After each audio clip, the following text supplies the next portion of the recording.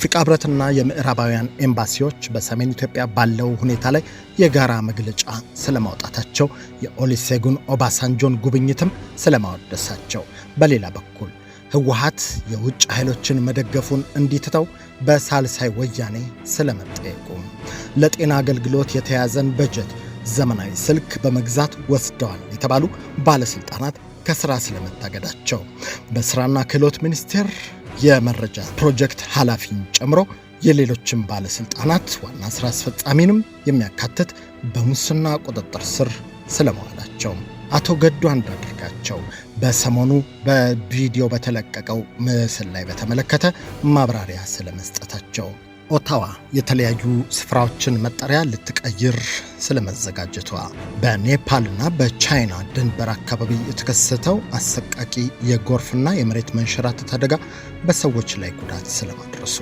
ፌስቡክ፣ ዋትሳፕና ኢንስታግራምን ጨምሮ እነዚህን መተግበሪያዎች የሚያስተዳድረው ሜታ ኩባንያ በህፃናትና ታዳጊዎች ላይ የሱሰኝነት ጉዳት ያደርሳል በሚል የሚቀርብበትን ክስ በተመለከተ የተላለፈው ውሳኔ፣ በተመሳሳይ ኦፕን ኤአይ ኩባንያ ሞዴሎቹ የሳይበር ደህንነት ፍተሻ የደህንነት ስርዓትን ጥሰው አግኝቻለሁ ስለማለቱ፣ በደቡብ ምዕራብ ናይጄሪያ አጎን ግዛት ውስጥ ነዋሪ የሆኑ አንዲት አረጋዊት አደንዛዥ እጽ ሲሸጡ በቁጥጥር ስር ስለመዋላቸው። ሰላም ጤና ይስጥልን።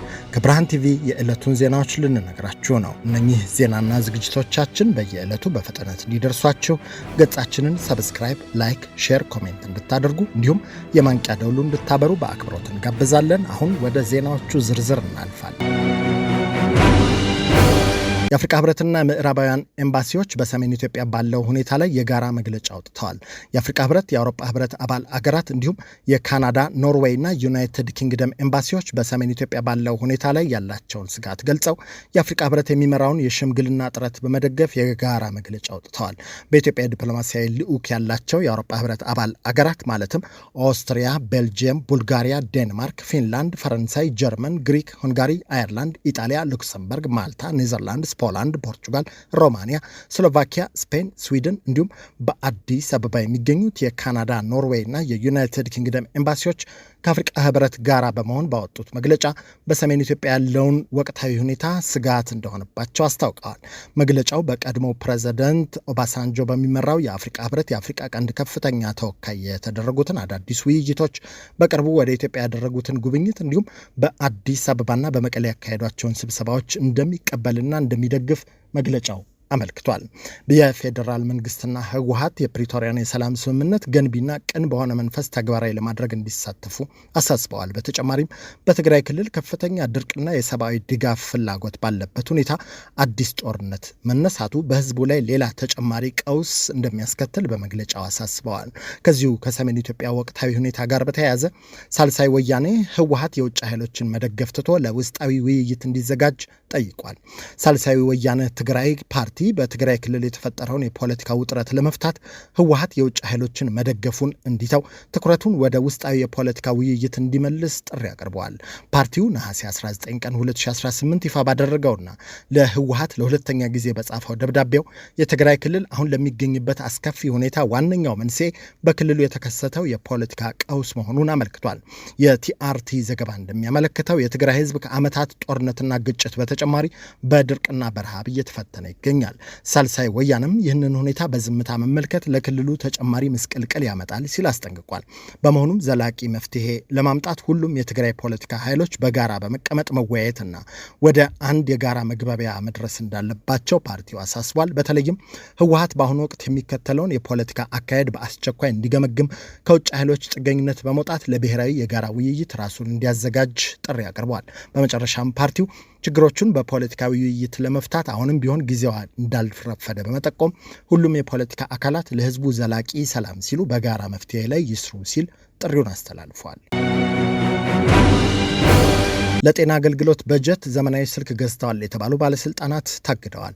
በደቡብ ምዕራብ ኢትዮጵያ ሕዝቦች ክልል ጤና ቢሮ በእናቶችና ሕፃናት ጤና ፕሮግራም በጀት ውድ ስልኮች ገዝተዋል በሚል የተጠረጠሩ 3 ከፍተኛ አመራሮች ከኃላፊነታቸው መታገዳቸው ተሰምቷል። የክልሉ መንግስት እንዳስታወቀው ጉዳዩ በማህበራዊ ሚዲያና በተለያዩ መገናኛ ብዙሃን ከተሰራጨ በኋላ የህዝብ ሀብት ለታለመለት ዓላማ መዋሉን ለማረጋገጥ ምርመራ ተጀምሯል። በዚህ መሰረት ጉዳዩን በጥልቀት ለማጣራት የፍትህ የኦዲትና የጸረ ሙስና አካላትን ያካተተ የምርመራ ቡድን ተደራጅቶ ወደ ስራ ገብቷል። በእናቶችና ህፃናት ጤና በጀት ውድ ስልክ በመግዛት የህዝብ ሀብትን በአግባቡ አላስተዳደሩም የተባሉት 3ቱ ከፍተኛ አመራሮችም ምርመራው እስኪጠናቀቅ ከኃላፊነት እንዲታገዱ ተደርጓል ተብሏል። የክልሉ መንግስት የማጣራት ስራው እንደተጠናቀቀ የህዝብን ሀብት በማባከን ተጠያቂ በሚሆኑ አካላት ላይ ህጋዊ፣ ፖለቲካዊና አስተዳደራዊ እርምጃ እንደሚወስድ ሲገልጽ ጥቆማ በመስጠት ለጉዳዩ መጋለጥ አስተዋጽኦ ላደረጉ አካላትም ምስጋናውን አቅርቧል። በእንዲህ እንዳለ በስራና ክህሎት ሚኒስቴር የኢትዮጵያ የስራ ገበያ መረጃ ስርዓት ፕሮጀክት ኃላፊንና የውጭ ሀገር ስራ ስምሪት ዋና ስራ አስፈጻሚን ጨምሮ በርካታ ከፍተኛ አመራሮች በፌዴራል ፖሊስ ቁጥጥር ስር ውለዋል። የፖሊስ ምንጮች እንደጠቆሙት የተያዙት የስራና ክህሎት ሚኒስቴር ባለስልጣናትና አመራሮች በቁጥጥር ስር የዋሉት በከባድ ሙስና፣ በህገወጥ የሰው ዝውውር እንዲሁም የመንግስትን የውጭ ምንዛሬ ለግል ጥቅም በመዋል ወንጀሎች ተጠርጥረው ነው። በተጨማሪም ተጠርጣሪዎቹ በውጭ ሀገር ስራ ስምሪትና በኢትዮጵያ የስራ ገበያ መረጃ ስርዓት ውስጥ የሚገኙ መረጃዎችን በማጥፋት ተሳታፊ ሆነዋል የሚል ጥርጣሬ ቀርቦባቸዋል። ጉዳዩን በተመለከተ በፌዴራል ፖሊስ በኩል ከፍተኛና ሰፊ የምርመራ ሂደት እየተከናወነ መሆኑ የታወነገረ ሲሆን የምርመራ ውጤትም በቀጣይ ይፋ ይደረጋል ተብሎ ይጠበቃል። እኔ አንድ ግለሰብ ነኝ። እንደ አንድ ግለሰብ በዚህ ሀገር በነጻነት ለጊዜው ያገኘሁትን ስራ እየሰራው ኑሮዬን እየገፋው ነው ያለሁት። አቶ ገዱ በሰሞኑ ጉዳይ ላይ ምላሽ ሰጥተዋል። የቀድሞው የውጭ ጉዳይ ሚኒስትር አቶ ገዱ አንዳርጋቸው በአሜሪካ በሚሰሩበት የስራ ዘርፍ ዙሪያ የተሰራጨውን የቪዲዮ ምስል ተከትሎ በሰጡት ምላሽ ራሴን በራሴ ለማስተዳደር መቻሌ ኩራትና ክብር እንጂ ዝቅጠት አይደለም ብለዋል። በነበራቸው የስልጣን ዘመን ከህዝብ ሀብት ላይ የግል ኑሯቸውን ለማደላደል አስበው እንደማያውቁ የገለጹት አቶ ገዱ ያመኑበትን ዓላማ ለማሳካት በመስራታቸው አሁን ንጹህ ህሊና ኑሯቸው እንዲኖሩ እንዳደረጋቸው ተናግረዋል። አሁን ላይ የሚሰሩት ስራ ተረጋግተው እንዲያስቡ እንዲሁም የቤት ኪራይና ሌሎች ክፍያዎችን እንዲከፍሉ የሚያስችላቸው መሆኑን የጠቀሱት የቀድሞው ባለስልጣን ሰው ይበልጥ ትኩረት ሊያደርግበት የሚገባው በእሳቸው ስራ ጉዳይ ሳይሆን አገሪቱን እንዴት ወደ ሰላም እንመልሳት በሚለው አጀንዳ ላይ ነው ብለዋል።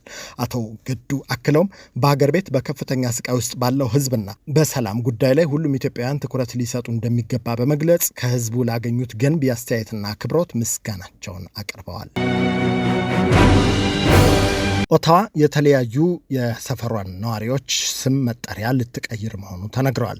በካናዳ ኦታዋ የሚገኝ አንድ የከተማ ምክር ቤት አባል በአሜሪካና ካናዳ መካከል እየተካሄደ ያለውን የንግድ ውጥረት ተከትሎ በከተማዋ የሚገኘው ትራምፕ አቬኑ ወይም ትራምፕ አደባባይ የተሰኘ የጎዳና ስምን የመቀየር ጊዜው አሁን ነው ሲሉ ተናግረዋል። የኦታዋ ከተማ ምክር ቤት አባል የሆኑት ራይሊ ብሮኪንግተን በአሜሪካው ፕሬዚዳንት ዶናልድ ትራምፕ አስተዳደር በካናዳ ላይ የተጣለውን የንግድ ቀረጥና ኢኮኖሚያዊ ጫና በመቃወም የአሜሪካው ፕሬዝደንትን ስም የያዘው ጎዳና ስሙ እንዲቀየር ጥሪ አቅርበዋል።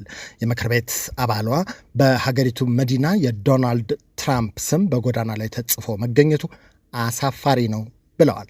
ከዚህ ቀደም በ2021ም ተመሳሳይ የህዝብ አስተያየት ተሰብስቦ ስሙ ሳይቀየር መቅረቱ ይታወሳል። የከተማይቱ ከንቲባ ማርክ ሰትግሊፍ በበኩላቸው በከተማዋ በዶናልድ ትራምፕ ስም የሚጠራ ምንም ነገር እንዲኖር ባይፈልጉም የጎዳና ስም መቀየር በነዋሪዎች አድራሻና ሰነዶች ላይ ጣጣ የሚያበዛ በመሆኑ የነዋሪዎች ፍላጎትና ውሳኔ ወሳኝ ነው ብለዋል። ይህ በእንዲህ እንዳለ የከተማ ምክር ቤት አባል ራይሊ ብሮኪንግተን ከአካባቢው ነዋሪዎች ጋር በመሆን የጎዳናውን ስም የመቀየር ሂደቱን በቅርቡ እንደሚጀምሩ አረጋግጠዋል። በኔፓልና በቻይና ቲቤት ድንበር አካባቢ በተከሰተ አሰቃቂ ጎርፍና የመሬት መንሸራተት የሰዎች ሕይወት ማለፉ ተሰምቷል። በኔፓል ቻይናና ቲቤት ድንበር አካባቢ በተከሰተ አሰቃቂ ድንገተኛ የጎርፍና የመሬት መንሸራተት አደጋ ቢያንስ 160 ሰዎች ሕይወታቸው ሲያልፍ ከ680 በላይ የሚሆኑ ደግሞ ደብዛቸው መጥፋቱ ተገልጿል። አናዶሉ የዜና ኤጀንሲ እንደዘገበው በታዋቂው ቦቶኬሺ ወንዝ ሙላት ምክንያት በተከሰተው አደጋ በኔፓል በኩል 157 ሰዎች ሲሞቱ በቻይና ቲቤት ግዛት በኩል ደግሞ 3 ሰዎች መሞታቸውና 265 ሰዎች የደረሱበት እንደጠፋ ተረጋግጧል። በማንነታቸው ባልታወቀና እስካሁን ድረስ ባልተገኙ በርካታ አገራት ቱሪስቶች፣ የጸጥታ አባላት፣ የውጭ ኃይል፣ የውሃ ኃይል ማመንጫ ሰራተኞችና የአካባቢው ነዋሪዎች እንደሚገኙበት ተነግሯል። በአደጋው ምክንያት ከ19 በላይ ድልድዮች፣ 40 ኪሎ ሜትር የሚሸፍኑ መንገዶች፣ 13 የውሃ ኃይል ማመንጫ ፕሮጀክቶችና ከ200 በላይ የጭነት መኪኖች በጎርፍ መወሰዳቸውን የኔፓል የውጭ ጉዳይ ሚኒስቴር መስሪያ ቤት አስታውቋል። የኔፓልና የቻይና የነፍስ አድን ቡድኖች ሄሊኮፕተሮችን፣ ድሮኖችና የነፍስ አድን ጀልባዎችን በመጠቀም በሁለቱም ድንበሮች ላይ ሰፊ የፍለጋና የእርዳታ ስራ እያካሄዱ እንደሚገኙ ተሰምቷል። ሜታ ኩባንያ ቅጣቴን እከፍላለሁ ብሏል። የማህበራዊ ሚዲያ ግዙፉ ኩባንያ ሜታ የፌስቡክና ኢንስታግራም መተግበሪያዎች በህፃናትና ታዳጊዎች ላይ የስነ ልቦና ሱሰኝነትን ጉዳት ያደርሳሉ በሚል ከአሜሪካ ክፍለ አገራት የቀረበበትን ክስ ለማጠናቀቅ እስከ $18 ቢሊዮን ለመክፈር መስማማቱ ተሰምቷል። የካሊፎርኒያ የህግ የበላይ አቃቤ ህግ ሮብ ቦንታ እንደገለጹት ኩባንያው ከገንዘብ ካሳው በተጨማሪ የታዳጊ ተጠቃሚዎችን ደህንነት ለመጠበቅና ከሱሰኝነት ለመታደግ ከፍተኛ የፖሊሲና የቴክኒክ ማሻሻያዎችን ለማድረግም ተስማምቷል። በስምምነቱ መሰረት ሜታ በፌስቡክ እና ኢንስታግራም ላይ የሚከተሉትን ዋና ዋና ገደቦች ይጥላል። በዚህ መሰረት ታዳጊዎች በቀን መተግበሪያዎችን የሚጠቀሙበት ጊዜ በ2 ሰዓት እንዲገደብ ይደረጋል። ከሌሊቱ 6 ሰዓት እስከ ጠዋቱ 12 ሰዓት ባለው ጊዜ ውስጥ የታዳጊዎች አጠቃቀም ሙሉ በሙሉ ይታደጋል። በትምህርት ሰዓት ከጠዋቱ 2 ሰዓት እስከ 9 ሰዓት የሚላኩ የማሳወቂያ መልእክቶች ኖቲፊኬሽን እንዳይደርሷቸው ይደረጋል። በሌላ በኩል የዕድሜ ማረጋገጫ ስርዓቶችና የወላጆች መቆጣጠሪያ መሳሪያዎች ይበልጥ ይጠናከራሉ። ሜታ የተሰነዘረበትን የጥፋተኝነት ውንጀላ ባይቀበልም የተደረሰው ስምምነት በማህበራዊ ሚዲያ ኩባንያዎች ላይ የተካሄደ ታሪካዊና ትልቅ የህግ የበላይነት እርምጃ መሆኑን የህግ ባለሙያዎች ገልጸዋል። ከዚሁ ከቴክኖሎጂ ዜና ሳንወጣ የኦፕን ኤአይ ኩባንያ ሞዴሎቹ በተደረገላቸው የሳይበር ደህንነት ፍተሻ ወቅት የደህንነት ስርዓትን ጥሰው በራሳቸው ውሳኔ ሃጊንግ ፌስ የሶፍትዌር ፕላትፎርም ላይ የሳይበር ጥቃት ማድረሳቸውና ይህም ለዓለም አቀፉ ማህበረሰብ ማስጠንቀቂያ መሆን እንደሚገባው ገልጿል።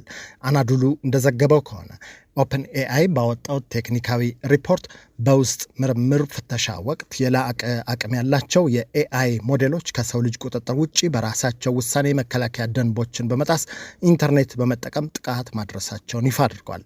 እነዚህ የሰው ሰራሽ አስተውሎት ወይም ኤአይ መተግበሪያዎች የኩባንያውን ውስጣዊ የመረጃ ቋት በመጠቀም እርስ በርሳቸው መረጃ የተለዋወጡ ሲሆን በመቀጠልም የሃጊንግ ፌስ ኩባንያን የሳይበር ክፍተቶች በመጠቀም ምስጢራዊ መረጃዎችና የኮድ ማከማቻዎችን ዘርፈዋል። ኦፕን ኤአይ ክስተቱ በደንበኞቹና ምርቶች ላይ ያደረሰው ጉዳት አለመኖሩን ቢገልጽም ክስተቱ የላቀ አቅም ያላቸው አርቲፊሻል ኢንተለጀንሶች ወደፊት ሊያደርሱ የሚችሉትን የሳይበር ደህንነት ስጋት የሚያሳይ አደገኛ ምልክት ነው ብሎታል።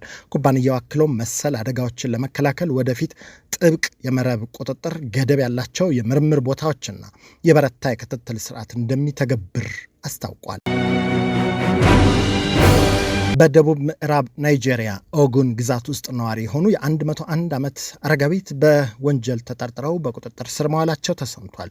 በደቡባዊ ናይጄሪያ ኦጉን ግዛት ውስጥ ነዋሪ የሆኑት የ101 ዓመት አረጋዊት አደንዛዥ እጽ በችርቻሮ ሲሰጡ በመገኘታቸው በቁጥጥር ስር እንደዋሉ የዜና ማሰራጫዎች ዘግበውታል። የናይጄሪያ የእጽ ተቆጣጣሪ ኤጀንሲ እንዴላ እንደገለጸው ኤስተር ጎንባ የተባሉት አረጋዊት በቁጥጥር ስር የዋሉት ስካንክ የተሰኘውን የማሪዋና ካናቢስ አይነት በትንሹ አዘጋጅተው ለተጠቃሚዎች ሲሸጡ በመገኘታቸው ነው። አረጋዊቷ በቁጥጥር ስር ከዋሉ በኋላ ለፖሊስ በሰጡት ቃል ቀደም ሲል የነበራቸው የሸቀጣሸቀጥ ሱቃቸው በእሳት ከተቃጠለባቸው በኋላ ገቢ ለማግኘት ሲሉ ወደ እጽ ንግድ መግባታቸውን ተናግረዋል የተባለው በሌጎስ የሚኖሩ ሴት ልጃቸው በየ4 ቀኑ እጹን እያዘጋጁ የሚያቀርቡላቸው እንደሆነ የገለጸው ፖሊስ እሳቸውም በቁጥጥር ስር ውለው ምርመራ እየተደረገባቸው እንደሚገኝ አመልክቷል። የኤጀንሲው ዋና ስራ አስፈጻሚ መሐመድ ማርዋ አረጋዊቷ በዕድሜያቸው ምክንያት በዋስ እንዲፈቱና የምክር አገልግሎት እንዲሰጣቸው ያዘዙ ቢሆንም ሂደቱ ከህጋዊ ተጠያቂነት እንደማያድናቸውና ክስ ሊመሰረትባቸው እንደሚችልም ተገልጿል። እነኚህን ዜናዎች ከብርሃን ቲቪ ስለነግራችሁ ቆይተናል። የብርሃን ቲቪ የየዕለት ዜናዎችና ሌሎችም ዝግጅቶች በፍጥነት እንዲደርሷችሁ ገጻችንን ሰብስክራይብ፣ ላይክ፣ ሼር፣ ኮሜንት እንድታደርጉ እንዲሁም የማንቂያ ደውሉን እንድታበሩ በአክብሮት እንጋብዛለን። ጤና ይስጥልን።